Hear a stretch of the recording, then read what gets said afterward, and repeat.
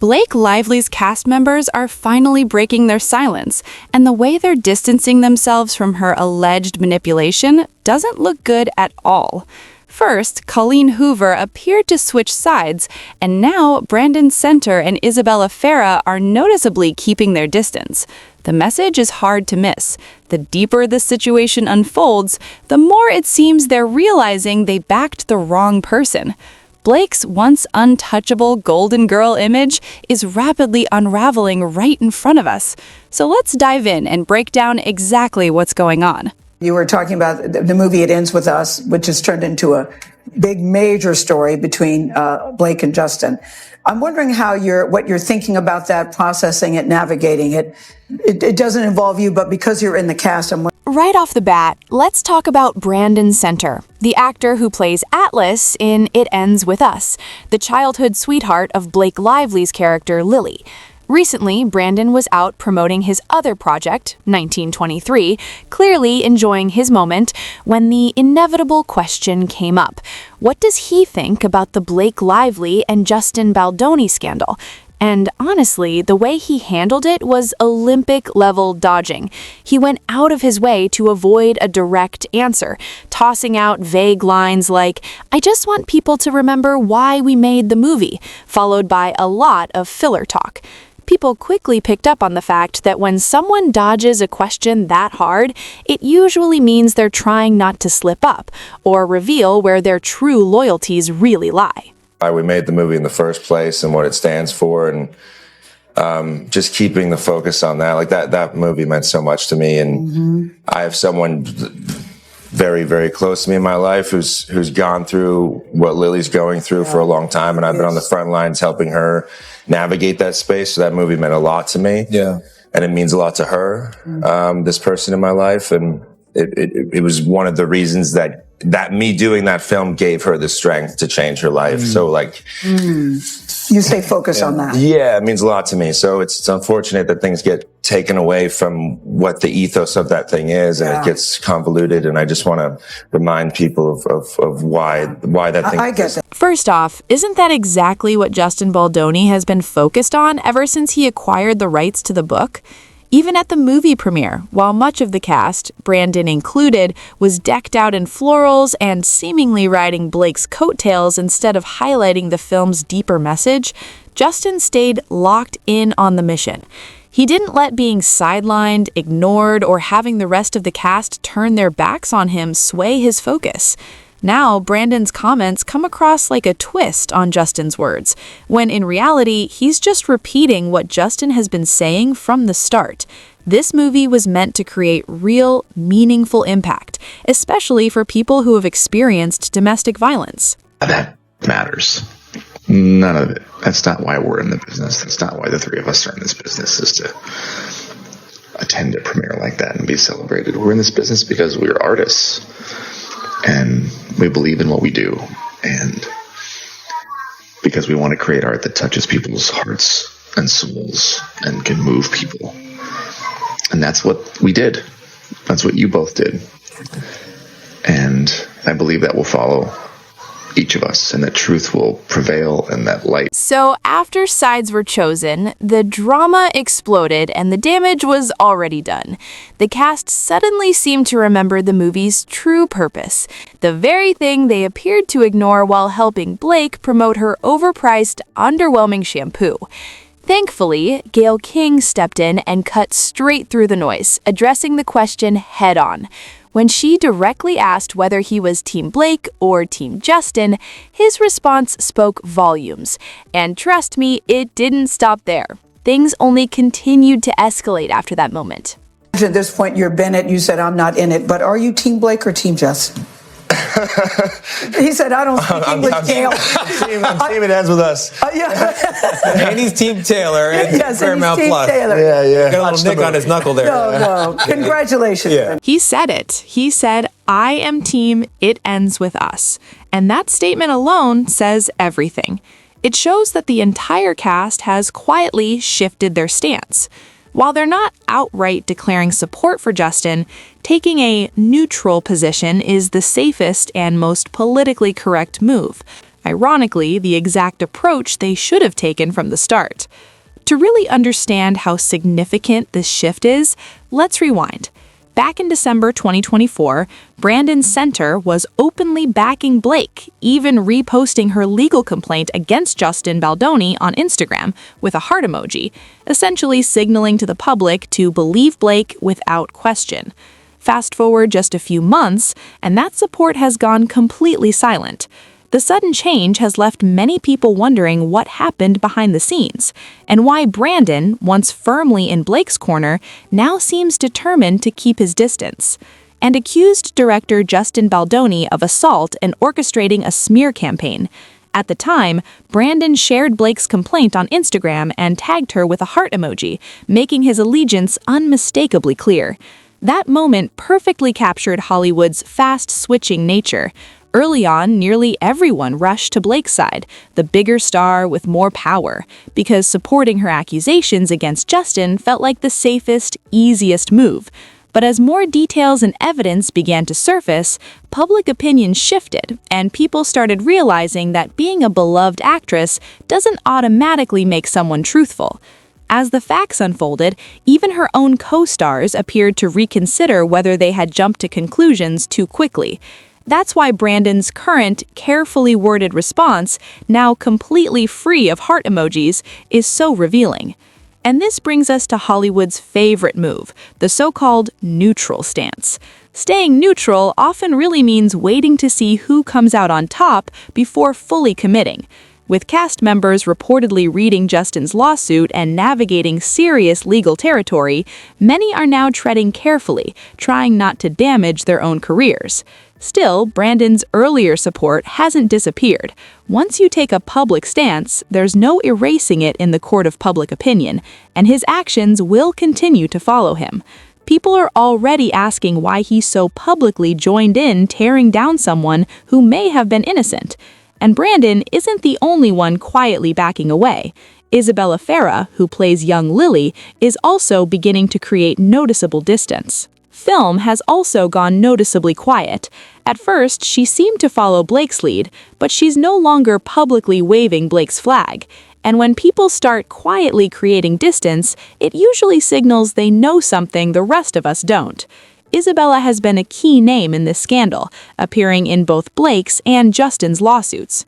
According to Baldoni's lawsuit, screenshots of alleged text messages from Ferrer show her praising him for creating a safe, welcoming environment on her first feature film, even saying she couldn't have asked for a more supportive director. It's important to note that Isabella worked with Baldoni before Blake ever stepped on set. Yet, after spending extended time with Blake during the film's promotional run, she reportedly felt pressure to distance herself from him. Ferrer's shift in behavior highlights the level of influence Blake appeared to have over the cast, pushing them to align with her narrative rather than their own lived experiences.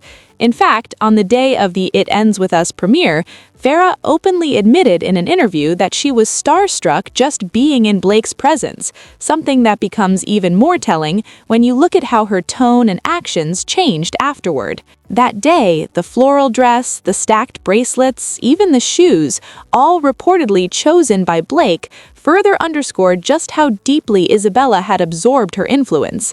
Her entire public presentation seemed curated to mirror Blake's image, reinforcing the idea that this wasn't just admiration, but alignment. When you combined subtle coercion, starstruck reverence, and smart career calculation, a much clearer picture of behind-the-scenes Hollywood dynamics starts to emerge.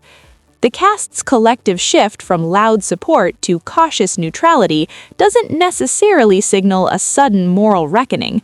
More often than not, it's a survival tactic in a high-stakes industry where backing the perceived winner can determine future roles, relationships, and longevity. Brandon's quiet retreat, Isabella's careful distancing, and the broader cast's calculated silence all point to one thing: backing the wrong side in Hollywood has real consequences. As public sentiment began tilting toward Justin amid mounting evidence and legal filings, those who once rushed to Blake's defense were forced to recalibrate. What once looked like unwavering loyalty now resembles strategic repositioning. Careers are fragile, reputations are currency, and no one wants to be remembered as the person who ignored facts for clout. This situation also exposes how quickly narratives can collapse when documentation, lawsuits, and leaked communications enter the conversation. Social capital may dominate early headlines, but it doesn't always survive sustained scrutiny. The cast members, now walking the tightrope between neutrality and distance, appear painfully aware of that reality. What began as seemingly straightforward support for a powerful colleague has evolved into a tangled web of image management and self-preservation. Each cast member is now weighing personal loyalty against professional survival, knowing that the internet and Hollywood never forgets. Ultimately, this shift highlights how fragile public alignment truly is in the entertainment industry. When accusations turn into legal battles and emotions give way to evidence, alliances can fracture overnight. And in that fallout, silence often speaks louder than any statement ever could. And then the bracelets, we've got the earrings, everything. I feel it's crazy. How do you feel? I know. Are you taking it? Yeah, I'm like trying to find words and I actually don't have any words. It's unreal, yeah. First of all, you are so lily coated right now with the outfit. I had to. Walk me, tell me the story behind the outfit. Well, I mean, this is all pretty much Blake's styling. She's been my stylist. Not only that, Isabella was almost forced to stand by Blake, especially after Blake claimed she only landed the role because Taylor Swift pulled strings, a story that later proved to be only partially true. To be fair, Blake didn't just manipulate Justin Baldoni. She appeared to have the entire cast under her influence, including Justin himself, keeping everyone wrapped around her finger, following her rules, matching her narrative, and falling in line with her every move. She did, yeah, I know. I don't even know if I'm meant to be saying it, but I'm saying it. Yeah, she was a helpful part of the process of the audition, which I found out later after I got it, and that rocked my world. Isabella has stayed noticeably silent ever since Baldoni began presenting evidence, and now many believe Brandon Center and others initially backed Blake because it was simply the safest option. In Hollywood, no one wants to be seen as unsupportive of a woman in situations like this.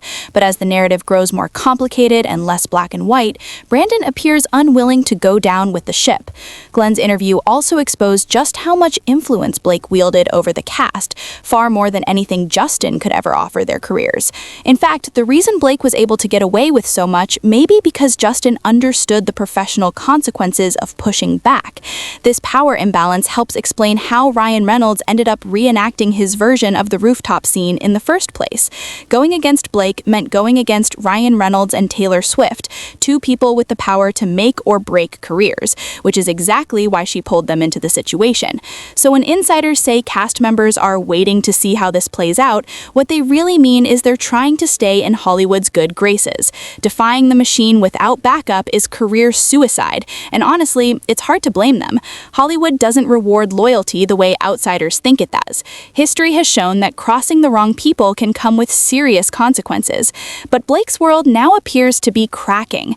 Brandon's public shift signals she no longer has the support she once relied on, and Colleen Hoover is long gone, likely realizing she overplayed her hand. Hollywood runs on alliances, and it's becoming clear that Blake's inner circle is shrinking fast.